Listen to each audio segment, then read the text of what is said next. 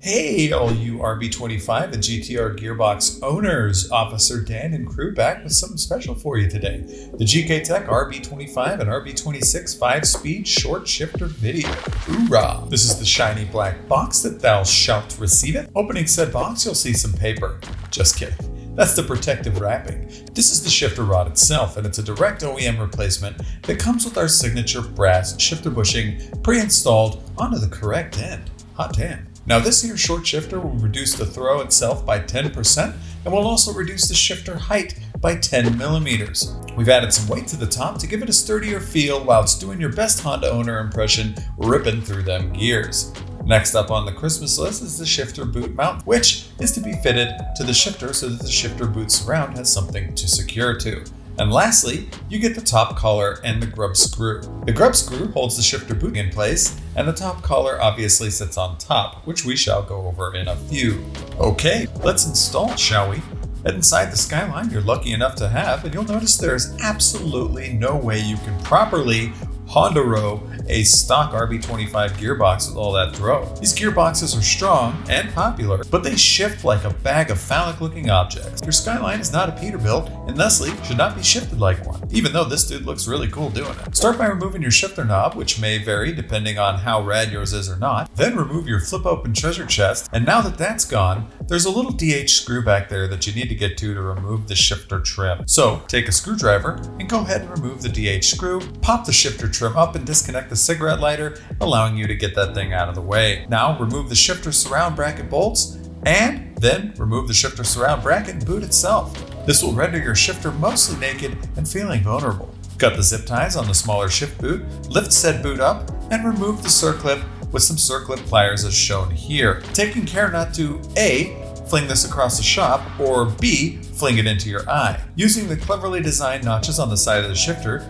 use a screwdriver to pop the second circlip up, taking the same care not to send more of that thing across the shop or into your eye, and get that out of the way as well. You'll now be able to remove the entire shifter assembly as shown, and let's get it onto the bench so we can talk features. Our shifter is unique in that it uses the OEM shifter cup to keep noise to a minimum, so remove that particular part and save it for later. Now, you can use the old, haggard, greasy, oily, small boot, or, I'm going to drop hint number 1, we sell replacements. I'll remind you in a few. You can assemble this as shown on the bench and then drop it in, or you can carefully do it bit by bit, which is what we recommend and what we're going to do for the rest of this video, especially if it's your first time. Just make sure to generously lube everything with grease before dropping it in, as Zach is so centrally demonstrating on this screen at this moment. Once thoroughly lubed to the max, start by installing the OEM cup into the trans, then patiently slip the shifter in, as you want the bushing to be lined up and properly in the hole.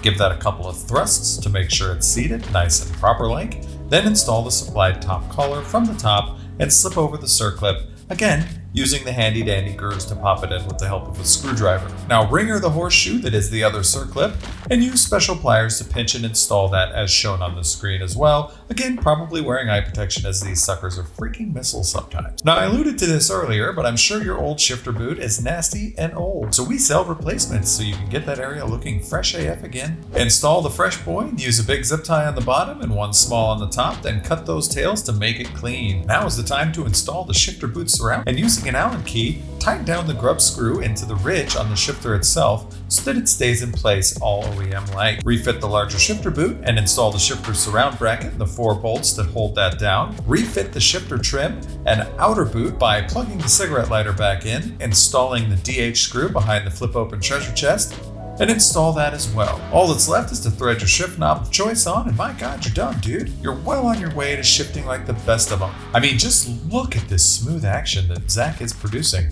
with this new shifter. Even when you have a 42-speed transmission, just like our favorite Skyline driver ever, Paul Walker. We miss you, Paul, and we'll always shift gears for you, now with 10% less throw.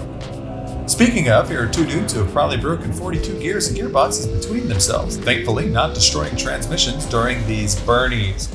So give them a like and a share, plus a sub on the YouTube.